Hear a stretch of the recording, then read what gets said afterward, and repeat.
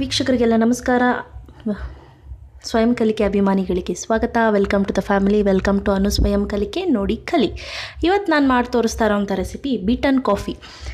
ಇದು ಬಂದು ಗಣೇಶ್ ಅನ್ನೋರು ರಿಕ್ವೆಸ್ಟ್ ಮಾಡಿದರು, ಮೇಡಮ್ ಪ್ಲೀಸ್ ಬೀಟನ್ ಕಾಫಿ ಮಾಡಿ ತೋರಿಸಿ ಹೇಗೆ ಮಾಡೋದು ಅಂತ. ಯೂಶ್ವಲಿ ನಾನು ಅವಾಗವಾಗ ಮಾಡ್ತಾಯಿರ್ತೀನಿ ನನಗೆ ಫ್ರೀ ಆಗಿದ್ದಾಗ. ಸೊ ಹೌದಲ್ವಾ, ಯಾಕೆ ಮಾಡಿ ತೋರಿಸ್ಬಾರ್ದು, ಇವ್ರು ನನಗೆ ಐಡಿಯಾ ಕೊಟ್ಟಿದ್ದು ಒಳ್ಳೆಯದೇ ಆಯಿತು. Thank you Ganesh for your idea.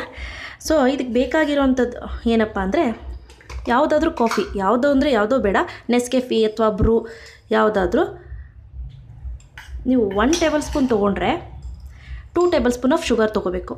So ಈಗ ನಾನು ಇಲ್ಲಿ 2 ಟೇಬಲ್ ಸ್ಪೂನ್ ಆಫ್ ಬ್ರೂ ತೊಗೊಂಡಿದ್ದೀನಿ.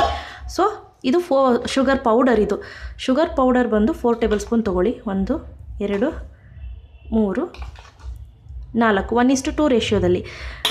ಮತ್ತು ಫಸ್ಟ್ ಇದನ್ನು ಚೆನ್ನಾಗಿ ಮಿಕ್ಸ್ ಮಾಡ್ಕೊಳ್ಳಿ. ನೋಡಿ ಈಗ ಚೆನ್ನಾಗಿ ಮಿಕ್ಸ್ ಆಗಿದೆ. ಈಗ ಜಸ್ಟ್ ಕಾಯಿಸಿಟ್ಕೊಂಡಿರೋ ಹಾಲು, ಬಿಸಿ ಇರೋ ಹಾಲು 1.5 ಸ್ಪೂನ್ನಷ್ಟು ಹಾಕ್ಕೊಂಡು ಚೆನ್ನಾಗಿ ಬೀಟ್ ಮಾಡ್ಕೊಳ್ಳಿ.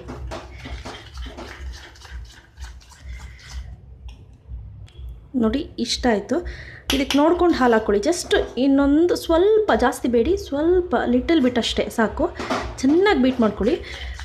ಬೀಟ್ ಮಾಡ್ತಾ ಇರಬೇಕು. ಬೀಟನ್ ಕಾಫಿ ಅಂದರೆ ಚೆನ್ನಾಗಿ ಬೀಟ್ ಮಾಡಿ ಬ್ಲೆಂಡ್ ಮಾಡಿರುವಂತಹ ಕಾಫಿಗೆ ಬೀಟನ್ ಕಾಫಿ ಅಂತ ಹೇಳ್ತಾರೆ.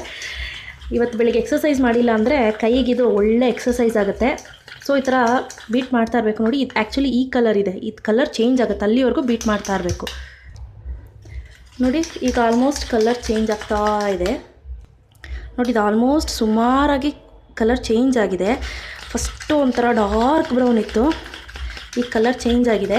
ಸೊ ನಿಮಗೊಂದು ಟಿಪ್ಪು ಏನಪ್ಪ ಅಂದರೆ, ಬ್ರೂ ಇನ್ಸ್ಟೆಂಟ್ ಕಾಫಿ ಪೌಡರ್ ಏನಿರುತ್ತೆ, ಆ ಕಾಫಿ ಪೌಡರ್ನ ನೀವು ಏರ್ಟೈಟ್ ಕಂಟೈನರ್ಗೆ ಹಾಕಿಡೋದಕ್ಕಿಂತ ಈ ಥರ ಗಾಜಿನ ಬಾಟಲ್ನಲ್ಲಿ ಹಾಕಿಟ್ರೆ, ಲೈಕ್ ಫ್ರೂಟ್ ಜಾಮ್ದು ಯಾವುದಾನ ಒಂದು ಗಾಜಿನ ಬಾಟ್ಲಲ್ಲಿ ಹಾಕಿಟ್ರೆ ನಿಮಗೆ ಅದು ಜಾಸ್ತಿ ದಿನ ಗಟ್ಟಿ ಆಗದೆ ಹಾಳಾಗದೆ ಇರುತ್ತೆ. ಸೊ ಇದು ಚೆನ್ನಾಗಿ ಬೀಟ್ ಆಗಬೇಕು, ತುಂಬ ಹೊತ್ತು ಬೀಟ್ ಮಾಡಬೇಕು. ನೋಡಿ ಕಾಣಿಸ್ತಿದೆಯಾ, ಫುಲ್ ಆಲ್ಮೋಸ್ಟ್ ಕಲರ್ ಚೇಂಜ್ ಆಗಿಬಿಡ್ತು. ಇದು ನಿಮಗೆ ನೋಡಿ ಈ ಥರ ಫುಲ್ ಗಟ್ಟಿ ಇರಬೇಕು, ಗಟ್ಟಿ ಆಗ್ತಿದೆ, ಕ್ರೀಮಿ ಕನ್ಸಿಸ್ಟೆನ್ಸಿಗೆ ಫಾರ್ಮ್ ಆಗಬೇಕು.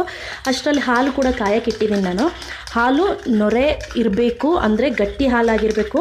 ಚೆನ್ನಾಗಿರುವಂಥ ಗಟ್ಟಿ ಹಾಲಾದರೆ ಬೀಟನ್ ಕಾಫಿ ತುಂಬ ರುಚಿಯಾಗಿರುತ್ತೆ, ಟೇಸ್ಟಿಯಾಗಿರುತ್ತೆ. Can you able to see, almost colour change ಆಗಿದೆ, ಫುಲ್ ಥಿಕ್ ಕನ್ಸಿಸ್ಟೆನ್ಸಿನಲ್ಲಿದೆ. ಇದನ್ನು ನೀವು ಒಂದು ಸತಿ ಮಾಡಿಟ್ಕೊಂಡು ಆಲ್ಮೋಸ್ಟ್ 3 ಡೇಸ್ ಉಪಯೋಗಿಸ್ಕೊಬೋದು. But keep it in the refrigerator. ಈಗ ಇದಾಗಿದೆ. ಹಾಲು ಕೂಡ ಕಾಯಕ್ಕೆ ಇಟ್ಟಿದ್ದೀನಿ, ಹಾಲು ಕೂಡ ಆಗಿದೆ. ನೋಡಿ ಈಗ ಈ ಮಗ್ಗೆ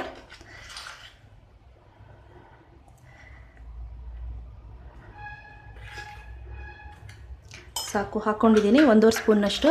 ಈಗ ಹಾಲು ಫ್ರೆಂಡ್ಸ್, ನೀವು ಹಾಲು ಹಾಕೋ ಮುಂಚೆ ನೋಡಿ ಈ ಥರ ಬೇರೆ ಒಂದು ಗ್ಲಾಸ್ ತೊಗೊಂಡು ಈ ಥರ ಒಂದು 3-4 ಸತಿ ಹಾಕಿ, ಅಂದರೆ ನೊರೆ ಚೆನ್ನಾಗಿ ಬರಬೇಕು. ನೊರೆ ಗಟ್ಟಿ ಹಾಲಾಗಿರೋದ್ರಿಂದ ಬೇಗ ನೊರೆ ಬರುತ್ತೆ. ಹಾಕಿಬಿಟ್ಟು ಕಾಫಿಗೆ ಹಾಕಬೇಕು. ನೋಡಿ ಹಾಲು ಸ್ವಲ್ಪ ಇನ್ನೇನು ಉಕ್ಕು ಬರ್ತಿದೆ ಅನ್ನಂಗೆ ಎತ್ತಿ ಇದಕ್ಕೆ ಹಾಕ್ಕೊಳ್ಳೋಣ. ನೋಡಿ ನೊರೆ ಬಂದಿದೆ, ಹಾಲು ದೂರದಿಂದ ಮೇಲಿಂದ ಹಾಕಿ ಈ ರೀತಿ.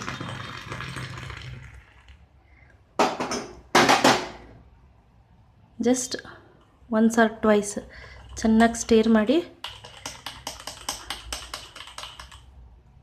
ಸ್ಪೂನ್ ತೆಗೆದುಬಿಡಿ.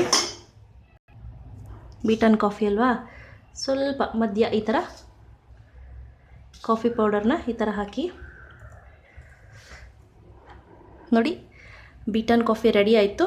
ಇವತ್ತು ನಾನು ಮಾಡಿದ್ದು ಇಷ್ಟ ಆಯಿತು ಅಂದರೆ ಪ್ಲೀಸ್ ಲೈಕ್ ಬಟನ್ನ ಹಿಟ್ ಮಾಡಿ. ಇನ್ನೂ ಇಷ್ಟ ಆಯಿತು ಅಂದರೆ ಶೇರ್ ಮಾಡಿ. ಗೊತ್ತಲ್ವ ನನ್ನ ಚಾನಲ್ ಹೆಸರು ಅನು ಸ್ವಯಂ ಕಲಿಕೆ ನೋಡಿ ಕಲಿ. Ganesh especially this is for you ಪಾ, ನೀವು ರಿಕ್ವೆಸ್ಟ್ ಮಾಡಿದ್ರಿ, ಸೊ ಹಾಗಾಗಿ ಮಾಡಿದ್ದೀನಿ. ಮಾಡಿ ನೋಡಿ ಟೇಸ್ಟ್ ಹೇಗಿದೆ ಅಂತ ಹೇಳಿ. ನೀವು ಇದನ್ನು ಇದೆಯಲ್ವಾ, ಈಗ ನಾನು ಇದನ್ನು ಬೀಟನ್ ಕಾಫಿ ಬೀಟ್ ಮಾಡಿ ಮಡಗಿದ್ದೀನಲ್ಲ, ಇದನ್ನು ನೀವು ಆಲ್ಮೋಸ್ಟ್ 2 to 3 ಡೇಸ್ ಪ್ರಿಸರ್ವ್ ಮಾಡ್ಬೋದು. ಯಾವಾಗ ಬೇಕು ಅನಿಸುತ್ತೆ ಅವಾಗ ಎತ್ಕೊಂಡು ಹಾಕ್ಕೊಳ್ಳಿ. ಇನ್ಸ್ಟೆಂಟಾಗಿ ಹಾಲು ಕಾಯಿಸಿ ಹಾಕ್ಕೊಳ್ಳಿ, ಕುಡೀರಿ ಅಷ್ಟೇ. Thank you. ಇವತ್ತು